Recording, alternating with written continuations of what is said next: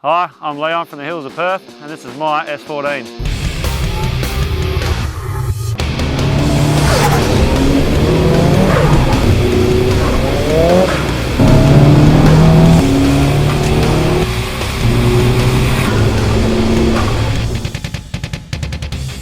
I'm best mates with Andrew from Moto DVD. We were sitting around at my housewarming, slightly inebriated to say the least, and he said, well, you know, I've got so many awesome parts sitting around off my S14. I'd really love to build myself another streeter, but I'm a bit tight on coin. Threw my hand up, said, well, I'll build one, and away we went. And so I rang the local targets that I knew, Banger and Clint Brown, to see if they knew of any floating around. When Clint told me that his old beast, he'd let me have it for the right amount of money and a few agreements on what stays and what goes. Everyone knows Clint always builds good cars, and I'd been around and seen this car, you know, together and being built, and went and had a look and had ticked most of the boxes that you could ever want to buy on a car. You know, everything that I would have put on a car was already on that. Obviously being mates with Andrew and seeing the way his S14's come together in the last 7 years, you can't help but be influenced by that sort of potential to go out and build yourself something like this. Spontaneous purchases aren't always the best idea, but in this case, buying an already mechanically modified car from a trusted friend proved a bargain. The TD06 may have been removed, but Leon added heaps of his own flavour to create one of the smoothest yet toughest S14s around.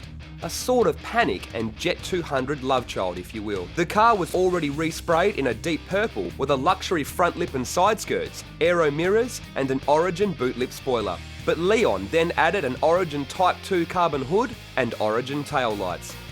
Leon also added some new 18 by 9.5 inch plus 20 work XC8s all round. As you can see, the offset and stretch rubber works wonders for the car.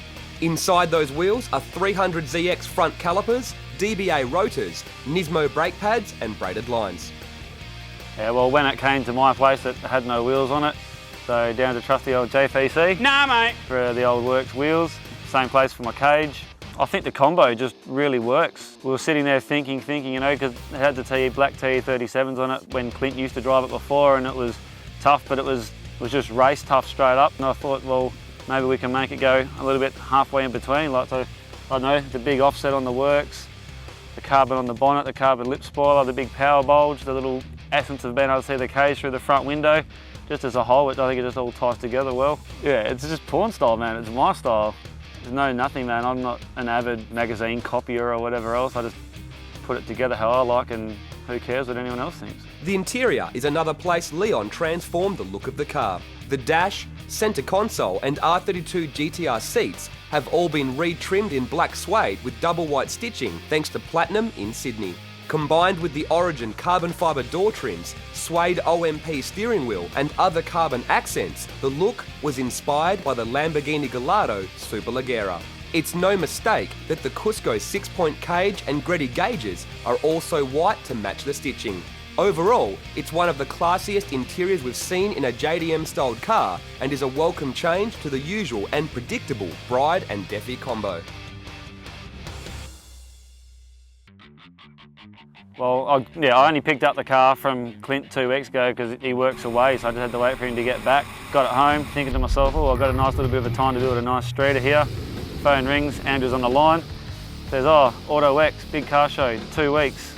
Your car's going to be on my stand. Sorted out. When we started building the car, Andrew had something organised, like he said, we'll get these parts sorted. So phone calls back and forward, trying to organise a transporter. For about 2 weeks after we started organising it, a big pallet rocked up at Wilkinson Suspension. 2 trips later, it was home. Over the last 7 or 8 days, the car's just been all nights, no sleep, but it's together, and we actually finished tuning last night at about 9 o'clock, and today on the shoot's the first time I've actually driven the car.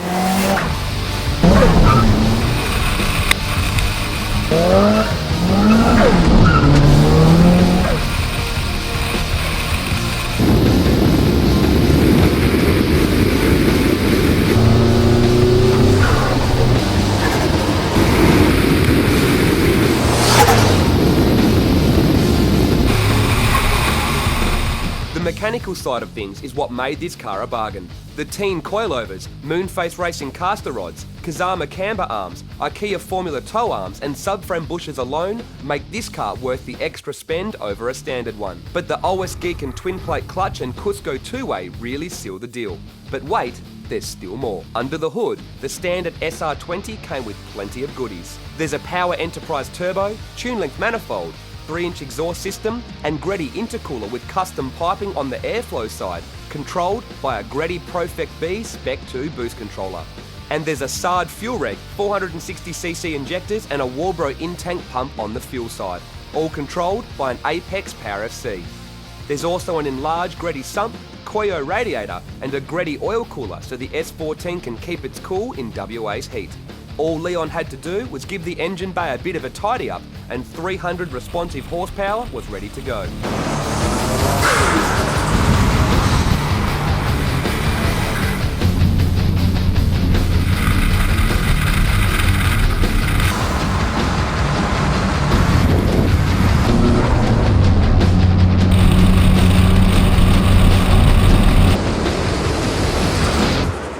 The way it sort of sits now is pretty much the way it'll stay. You know, probably if anything, maybe a bit of motor love, bigger turbo, set of injectors, cams, that sort of thing. So I like it the way it is. It's different. It's pretty much how it is, or how it'll be. Like I said, a bit more power wouldn't go astray, and that's probably the next thing I'll look at.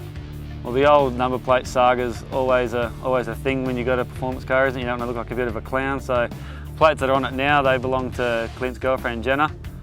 Not really my cup of tea, but hey, that's everyone to themselves. Just trying to hunt down a few, but the last couple of weeks, you know, you can't really get plates in 2 weeks, so just throwing a few out there, Fury, Hostile, just a few bits and pieces, and we'll see what we can come up with. Well, it's predominantly just a weekend sort of car. I've got my work ute that I just lap around in during the week, but as you can probably see from the feature and that I live in the hills, so there's plenty of windy hill climb sort of streets, so predominantly a weekender, but I wouldn't be surprised if I see some hill climb events and a little bit of track time.